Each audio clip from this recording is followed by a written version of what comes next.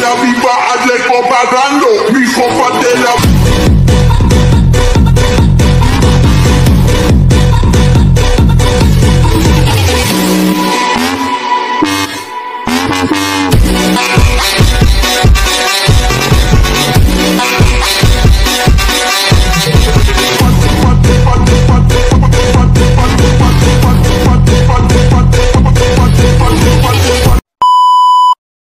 Dahulu kala ada seorang raja yang memiliki 10 orang putri yang cantik-cantik. Sang raja dikenal sebagai raja yang bijaksana, tetapi ia terlalu sibuk dengan kepemimpinannya.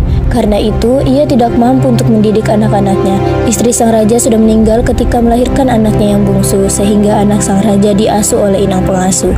Putri-putri raja menjadi manja dan nakal. Mereka hanya suka bermain di danau. Mereka tak mau belajar dan juga tak mau membantu ayah mereka. Pertengkaran sering terjadi di antara mereka.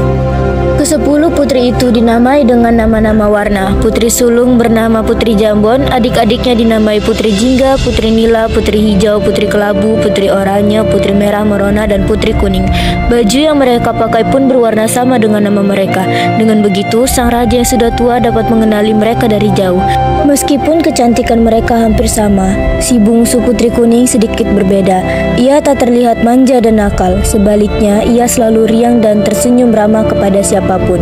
Ia lebih suka berpergian dengan inang pengasuh daripada dengan kakak-kakaknya. Pada suatu hari, raja hendak pergi jauh. Ia mengumpulkan semua putri-putrinya.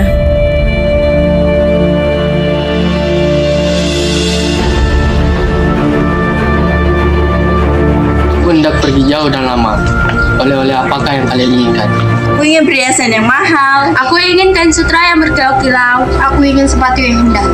9 anak raja meminta hadiah yang mahal-mahal pada ayahanda mereka. Lain halnya dengan Putri Kuning. Ia berpikir sejenak lalu memegang lengan ayahnya. Ayah, aku hanya ingin ayah kembali dengan selamat. Tentu saja. Sungguh baik perkataanmu.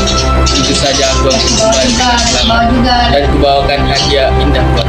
Tak lama kemudian, raja pun pergi. Selama sang raja pergi, para putri semakin nakal dan malas. Mereka sering membentak inang pengasuh dan menyuruh pelayan agar menuruti mereka. Karena sibuk menuruti permintaan para putri yang rewel itu, pelayan tak sempat membersihkan taman istana. Putri Kuning sangat sedih melihatnya karena taman adalah tempat kesayangan ayahnya.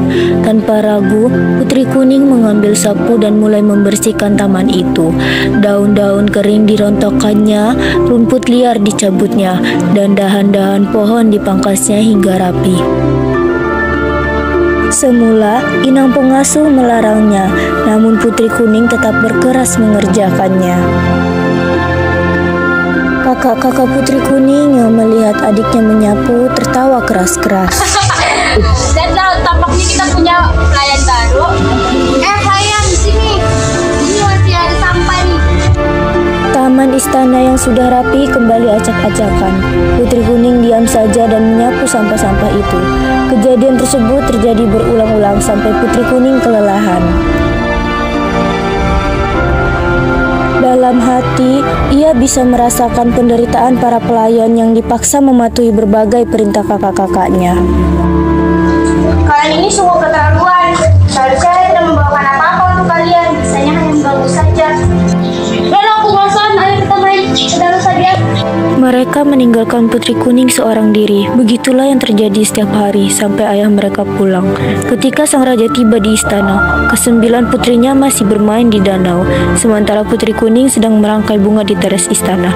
Mengetahui hal itu, raja menjadi sangat sedih. Dan baik budi, ayahmu tak mampu memberi apa-apa selain kalung batu hijau. Raja memang sudah mencari-cari kalung batu kuning di berbagai negeri, namun benda itu tak pernah ditemukannya. Sudahlah ayah, tak mengapa, batu hijau pun cantik. Lihat, serasi sekali dengan bajuku yang berwarna kuning. Yang penting ayah sudah kembali, akan kubuatkan teh hangat untuk ayah. Ketika Putri Kuning sedang membuat teh, kakak-kakaknya berdatangan. Mereka ribut mencari hadiah dan saling memamerkannya.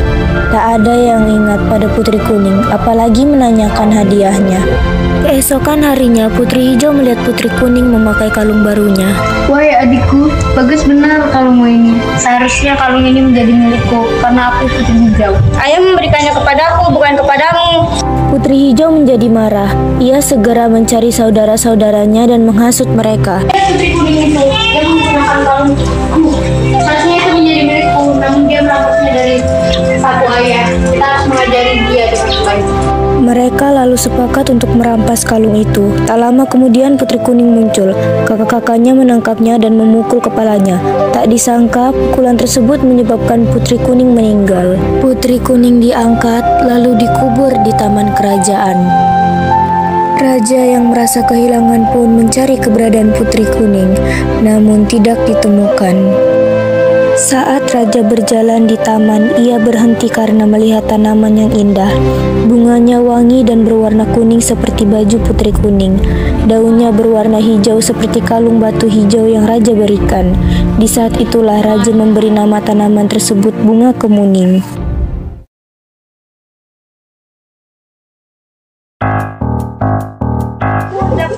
Aku udah pergi jauh udah lama. Oleh-oleh apakah yang kalian berikan? Aku bilang kayak gitu. Kita pergi jauh. Yuk.